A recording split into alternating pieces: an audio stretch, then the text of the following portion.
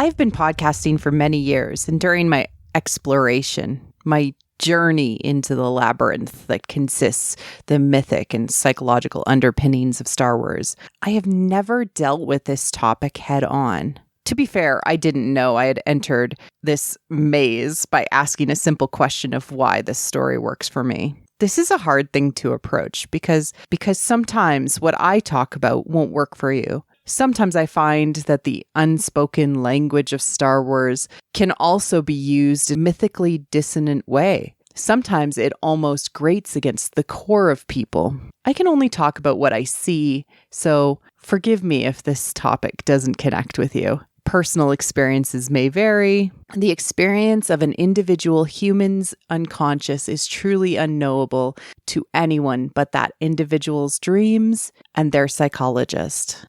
What I endeavor to do is to try to explain why Star Wars may work for you, why it speaks to you in a way that you may or may not be able to describe. But this is all based on my own experience, my thoughts, and the vast amount of research I've done.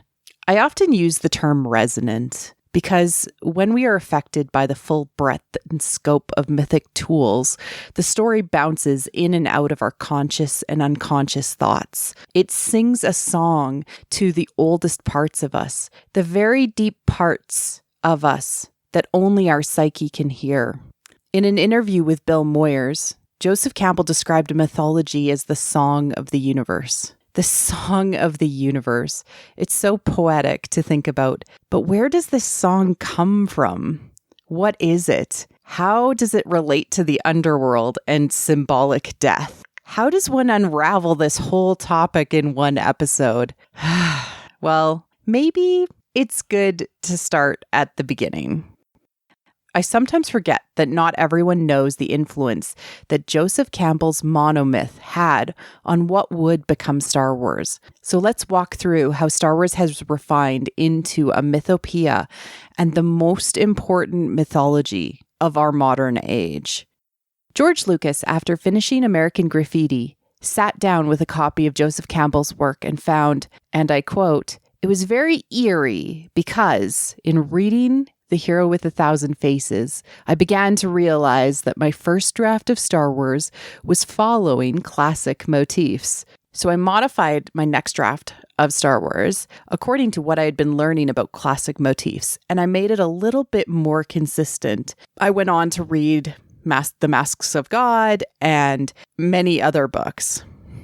George Lucas purposely drew on the symbolic and mythological journey structure to more closely tie what would become Star Wars to the sacred story language of humanity. I love this George Lucas quote as well from the time of the release of The Phantom Menace. This is from Star Wars Insider about his thoughts on Star Wars.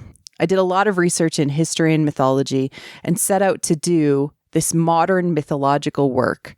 I like mythology. I studied it in school. To me, it was a form of archaeological psychology in that you can see the way people were thinking 2,000 years ago, what they were afraid of, what their emotional connections were. So you get a clear sense of the psychology and the wants and the needs of people. What I found appropriate, I put in my film on the theory that this would still work today. I think one of the big successes of Star Wars is that it does still work today. People look at Star Wars and say, it's a special effects movie, but it's not. It's really just an updated mythological psychology piece. Star Wars is ancient. I love how George thinks about this as something that is to be purposeful, to care about the experiences of humanity with this lens. Star Wars is ancient psychology at work before our eyes. So what is the hero and the journey that is undertaken in mythology? Well, let's listen to Joseph Campbell lay it out all before us in the first few words of PBS's The Power of Myth special with Bill Moyers. Why the hero with 1,000 faces? Well, because there is a certain typical hero sequence of actions, which can be detected in stories from all over the world and from many, many periods of history. And I think it's essentially, you might say, the one deed done by many, many different people. Why are there so many stories of the hero or of heroes in mythology? Well, because that's what's worth writing about. I mean, even in popular novel writing, you see, the main character is a hero or a heroine. That is to say, someone who has found or achieved or done something beyond the normal range of achievement and experience. A hero properly is someone who has given his life to something bigger than himself or other than himself. So in all of these cultures, whatever the costume the hero might be wearing, what is the deed? Well, there are two types of deed. One is the physical deed, the hero who has performed a war act or a physical act of heroism, saving a life, that's a hero act. Giving himself, sacrificing himself to another. And the other kind is the spiritual hero who has learned or found a mode of experiencing the supernormal range of human spiritual life, and then come back and communicated it. It's a cycle. It's a going and a return that the hero cycle represents. But then this can be seen also in the simple initiation ritual, where a child has to give up his childhood and become an adult, has to die, you might say, to its infantile personality and psyche and come back as a self-responsible adult. It's a fundamental experience that everyone has to undergo. We're in our childhood for at least 14 years, and then to get out of that posture of dependency, psychological dependency, into one of psychological self-responsibility requires a death and resurrection. And that is the basic motif of the hero journey. Leaving one condition, finding the source of life to bring you forth in a richer or more mature or other condition. So that if we happen not to be heroes in the grand sense of redeeming society, we have to take that journey ourselves spiritually, psychologically, inside us. That's right. And Otto Rank, in his wonderful, very short book called The Myth of the Birth of the Hero, he says that everyone is a hero in his birth. He has undergone a tremendous transformation from a little, you might say, water creature living in a realm of the amniotic fluid and so forth, and then coming out, becoming an air-breathing mammal that ultimately will be self-standing and so forth. This is an enormous transformation, and it is a heroic act, and it's a heroic act on the mother's part to bring it about. That's the primary hero form, you might say. Still a journey to be taken after that. There's a big one to be taken. This is not limited to ancient and sacred stories, Campbell says. This can even happen in popular novel writing or the most popular mythopoeia in the world. It is the one deed. It can be, according to Campbell, spiritual, is often tied to the initiation into adulthood, the great time of transition that we must experience a death and rebirth. It's a cycle. This cycle is descriptive of the experience and transformation of the characters in these stories. What is important to understand about this journey that these characters experience and what happens to them and how it transforms them? This happens because the journey itself is also the mode by which the character is transformed symbolically. The how. Well, let's hear it from Campbell again on the symbolic interpretation of Carl Jung's self. So to begin with, we start with this simple circle here. This is a picture of the soul, the psyche. Plato says the soul is a circle, so here we have it. Now every circle has a center, and that is indicated by the dot in the center there. The horizontal line represents the threshold of consciousness. Above that is our mental waking consciousness, and below that is what might be called the wisdom consciousness of the body itself. The term that Jung uses for the totality is the self. Now this word, the self, in his terminology, is not to be confused with the Hindu Atman, which has been translated as the self. If Atman were what I was talking about, there would be no circle there at all. There would be just a white flash on the screen. The Atman is undifferentiated consciousness. But what Jung is talking about is consciousness enclosed in a specific human body, namely yours. And it is conditioned in all of its experience and action by the conditioning body in which it resides. Male, female, young, old, healthy, or decrepit one way or another. That is the machine that you've got to live with, and it's with that you've got to deal. There's no use wishing you were, 6'8", tall, blonde, and blue-eyed. The bounds of your experience are indicated by the circle. The center of consciousness is termed the ego. It simply means I. In German, it's the Ich. I have represented this as rectangular to indicate that its mode of judgment is not in accord with that of the body, with that of nature. This room that we're in is rectangular. It's built by consciousness. When you walk out of this room, you come into the country out there, this beautiful country. It has nothing to do with rectangles. And all conscious thinking is likewise out of accord with the order of the body. Myths come from down here, from where the energies come from, as dreams do. And it's the business of ego not to try to dictate to this circle, to say how square it should be, but to try to bring its impulse system into relationship to the conditions of the environment which ego has constructed. Culture is a cooperation, is the result of a cooperation between the self, you might say, and the ego. And mythology is the language of the self speaking to the ego system. And the ego system has to learn how to read it. And for the most part, we in our world have forgotten.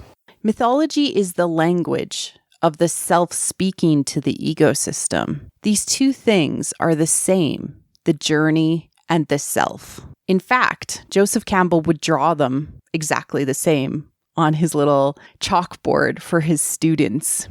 He often tied the monomyth's symbolic interpretation to Carl Jung's version of the self. They were the same to him, both circles. We go on this journey, which is always a circle to experience psychological change of the self. When Campbell talked about the journey, he always drew it as a circle. It involves many steps, but could often be simplified into 2 phases. You are in the known world, or you are in the unknown world. Campbell would draw his journey as a single circle with a line through it to denote the separation. This was to represent the experience of our adventurer leaving the known and heading to the unknown, and then returning, finally transformed, back to the known world again, with all of the knowledge and scars to prove it. The unknown to Campbell was just a way of talking about the underworld, the unconscious self, and where we all must go to fully become whole and know ourselves. We exist half in and half out. Only together are we whole. When we close our eyes for sleep, we give ourselves over to it. Sleep is where we organize our memories and repair ourselves. This is the unconscious that is symbolically represented by the underworld, and it's just as important as a transformational symbol. Ursula K. LeGuin talks about how fantasy takes the unconscious language of dreams, the language of the night, and translates it into words our conscious selves can understand. We need story to make sense of these symbols that we have no better way to hear what the deepest, darkest parts of ourselves are trying to say. It's important to note that the journey's steps are optional. They may or may not be presented in a typical order. Clarissa Pikola Estes, author of Women Who Run with the Wolves, simplifies this even further to talk about these cycles everyone experiences as life, death, life. We go through them. They represent transition, transformation, and how we flow through different phases of life. We all experience this death. Graduating high school, becoming an adult, we have to say goodbye to who we were and say hello to what we are becoming. Campbell talks about this in the Power of Myth clips I played. Mythology and sacred stories often deal with this transition to adulthood. When I was a child, I spoke as a child, understood as a child, I thought of as a child. When I became a man, I put away childish things. Corinthians from the Bible. It doesn't stop there. We often need to journey because we no longer fit in the known world, or the known world no longer fits us. We must grow beyond our former selves. We enter a new phase each time. We die to who we were and are reborn to who we will become. This experience can be very emotionally painful. In popular culture, having a transition of this form is often shown as miraculous, and it is. It truly is. But just like a caterpillar entering a cocoon, it's a certain type of death. We are broken down, liquefied in the case of a butterfly, and must be reformed, re-put together. We experience a rebirth to be who we are fully meant to be. The third aspect of this journey that always makes them resonant, this is the journey into self, the unknown of ourselves, where we must face the death of who we were, our ego death from a Jungian perspective. To be successful in a transformation, we must die. But isn't death bad? Well, death is a huge constant in our lives. We often fear it or avoid it, but it is symbolically everywhere. We are reminded constantly that if things live, they must also naturally come to an end. But in truth, it's actually a cycle. When death happens, new life begins. Carl Sagan often talked about this in relation to his views on mortality and death. We are all star stuff, harvesting sunlight. We were all once stars, and we're now just waiting to return to be stars. In relation to life, death, life, Clarissa Pikola Estes talks about it in Women Who Run with the Wolves.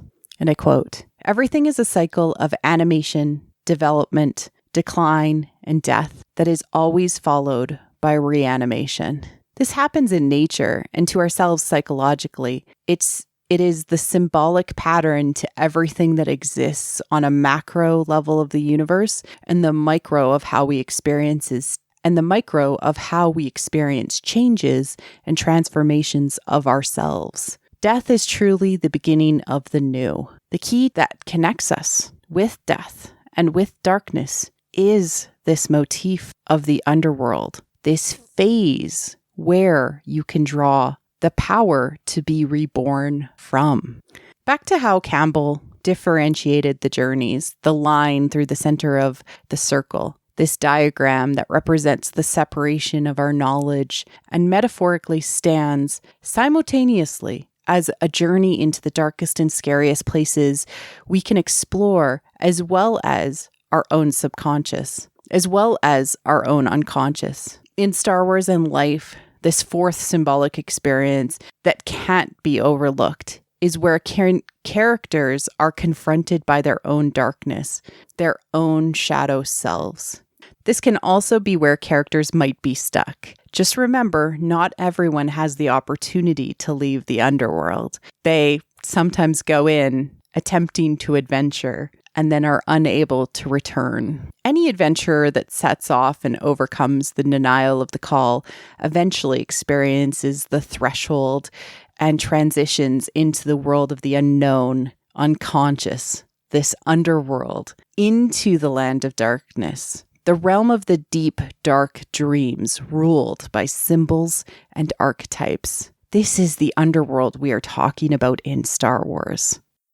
Star Wars fans who align with Campbell's views are often caught up in the story structure and use the monomyth to fit a complete story. The movies individually, the trilogy, or even a full 9-episode arc. I'm one of them. And certainly there is a benefit to looking at Star Wars that way. But in life, and actually in Star Wars journeys, they are more in line with Estes. The characters experience life, death, life cycles much quicker than the way that we give them credit for. Characters will go into the underworld and then out again, or even start a series in the symbolic underworld like Obi-Wan Kenobi did in Kenobi, spiritually dead, sitting in the desert of Tatooine, working his job, going through his routine. We don't talk about this enough, about what it means to be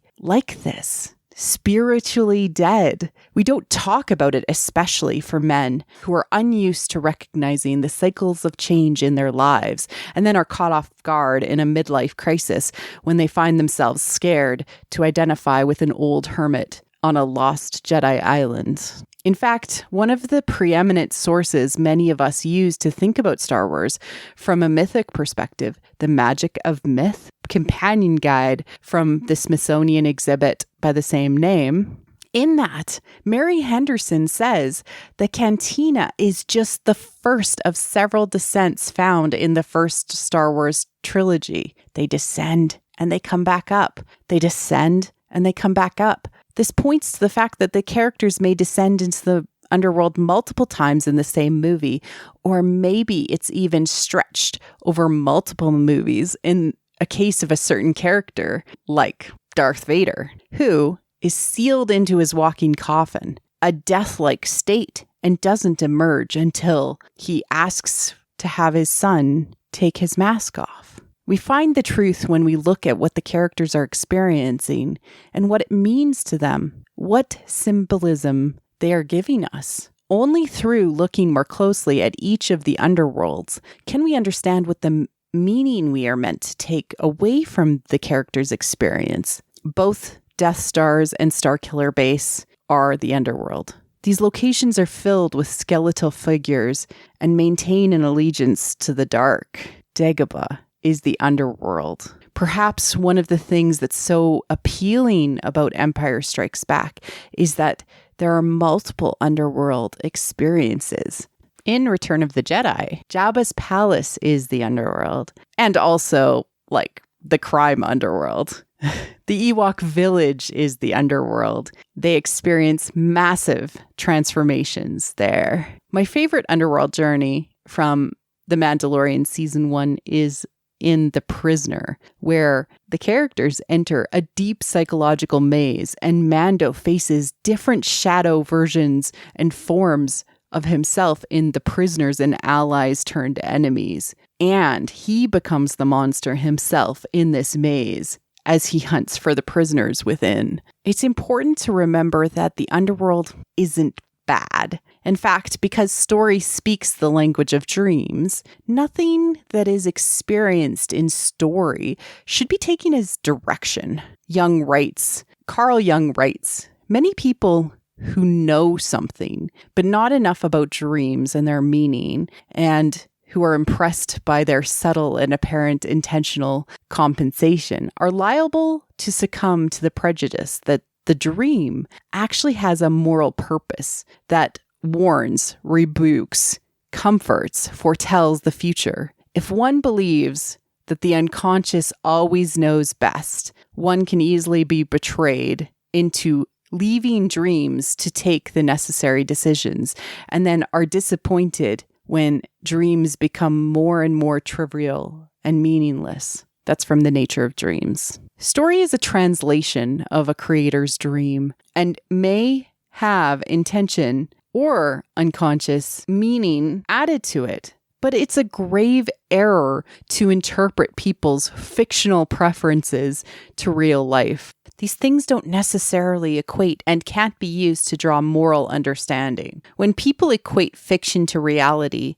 it's more often than not from a place of fear. In Ursula K. LeGuin's short essay, Why Americans Are Afraid of Dragons, she talks about how important fantasy, imagination, and play are fundamental to spiritual and mental health, which is negatively correlated with money, as she puts it. I would like to go further and say she's referring to capitalism, and even further to actually say, from a bell hooks perspective, that this is the dominator culture. And I quote bell hooks here, "The dominator culture has tried to keep us all afraid, to make us choose safety instead of risk, sameness instead of diversity, moving through that fear, finding out what connects us, reveling in our differences. This is the process that brings us closer and that would give us the world of shared values and meaningful community we all need." Bell is talking about how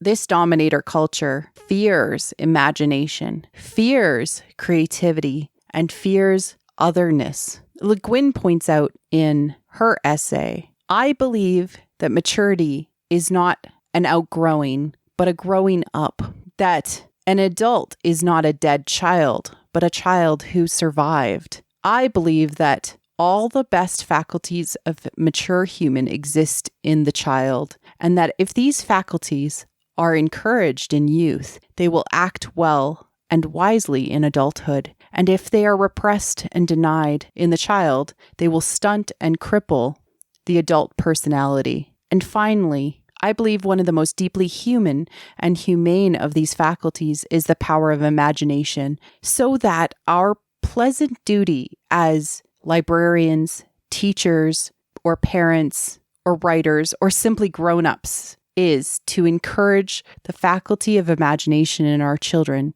to encourage it to grow freely." She finishes by saying that fantasy is true, of course. It isn't factual, but it is true. Children know that. Adults know that too. And that is precisely why many of them are afraid of fantasy. They know that its truth challenges, even threatens all that is false. All that is phony and unnecessary and trivial in life, they have let themselves forced into living. They are afraid of dragons because they are afraid of freedom. Why Americans Are Afraid of Dragons, and in fact all of Ursula K. Le Guin's works, should be required reading.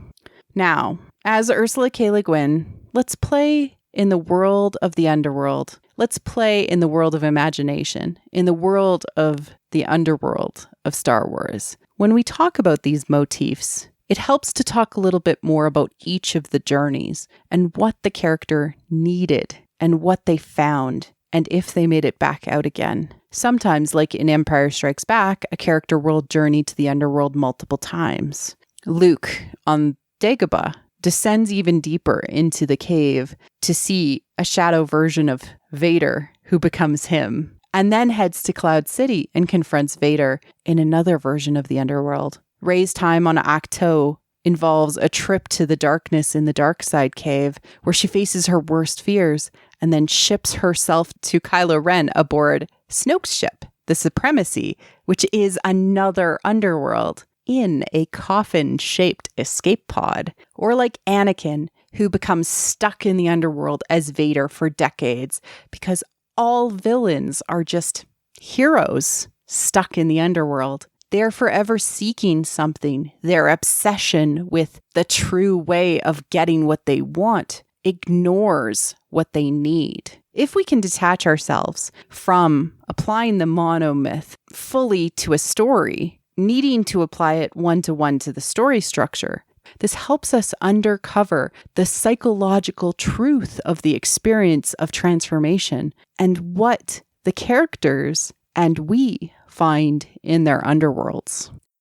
The underworld is the most classic motif in story, myth, and fairy tale, from Jonah and his whale to Pinocchio and his whale, to the Chinook legend of Blue Jay visiting the ghost town, to Orpheus or visitors to Svartalheim or Hell, dealing with Yama in ancient Chinese mythos, who is in charge of Hell. There is a power in using such a classical motif. It speaks to the oldest part of ourselves that was not able to escape the darkness when we wanted to. We needed to come to terms with it, to negotiate with the monsters within ourselves. The dark has all the things that are buried, all the ancient truths long denied. The key to transformation is to see the universe as it is in the past and understand how we can see it moving forward. To do this,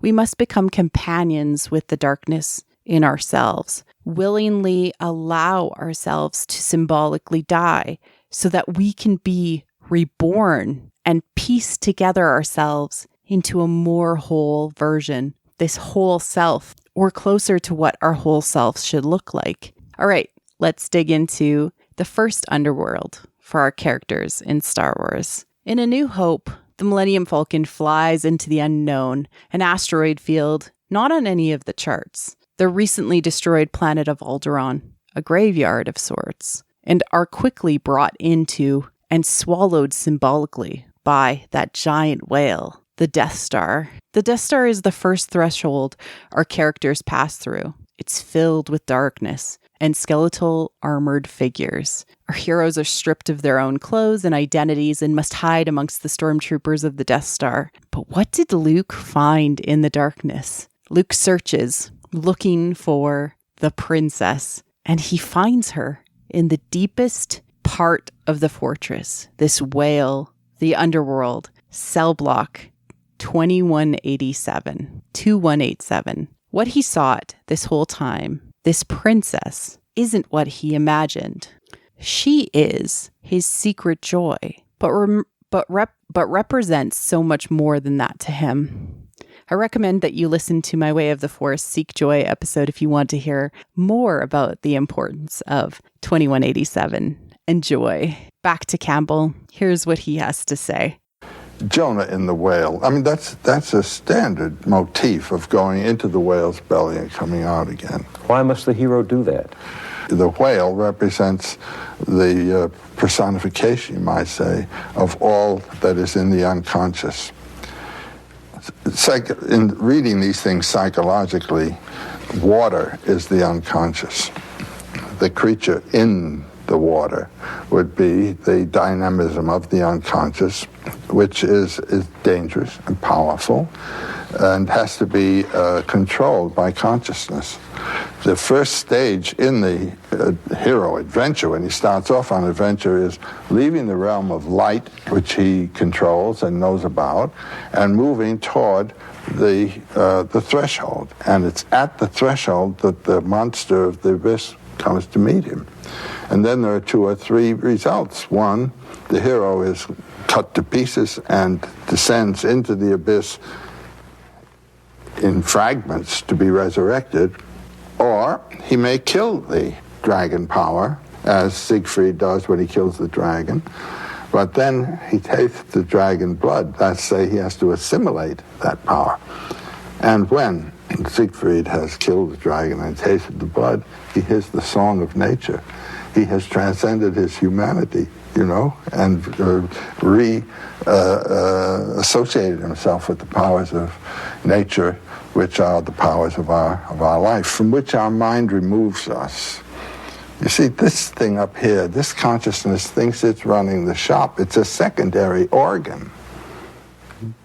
It's a secondary organ of a total human being, and it must not put itself in control. It must submit and serve the humanity of the body. He kills the dragon and drinks the blood. He hears the song of nature and transcends his humanity. That's the same song we talked about at the beginning. This is the importance of myth. Songs resonate like myths. We hear the song, and with its truths, we can learn from the darkness in the underworld, from our own unconscious. We must find the thing that helps us transcend our former selves and integrate it into ourselves. There is so much more to say on this, but that's a topic for another time. The key is, whatever we are missing, have lost, or never knew we needed this whole time, is there in the underworld. For Luke, it was the ideal of who he should have been. Brave, strong, confident, willing to fight the Empire. This mirrored aspect of the twins has always been intended. Lucas talked about it in the Star Wars Behind the Magic CD-ROM of 1998. And I quote, "Princess Leia at one time was Luke, and Luke was her. They were switching parts. At one point, they were brothers, together and not separated. They were always meant to be a match set, reflections of each other. Leia was what was missing from Luke. After the passing of his aunt and uncle, she was the first family he had. She represented all the things he missed. His mother, his connection to others, hope and resolve to make things better, and the drive to change things for those around him.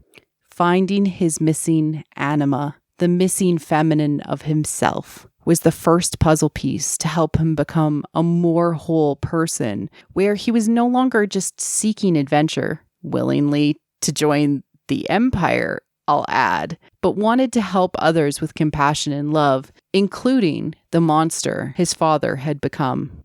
We are lucky to be able to go on the journey with Luke or Leia or Rey or Anakin. When the story resonates, we feel it. We accompany the hero to the underworld. We have the opportunity to pick up the pieces of ourselves as well. This is the reason that stories are psychology, as George talked about, as well as entertainment. When they resonate, we have the chance to transform with them. They journey to help us. So what do we do once we go on this journey? Well, George Lucas has always told his audience. I've known over the years, Star Wars is something to enjoy and to take away what you can from it that maybe helps you in your lives, but don't let it take over your lives. The point of the movie is to get on with your lives, to take that challenge, to leave your uncle's moisture farm, to go out into the world and change it and save the universe. The point of Star Wars is now to learn from the story and go off and have your own adventure. They journey so we can be brave enough to journey for ourselves and one day be the hero for someone else. Thank you for listening. Cheers.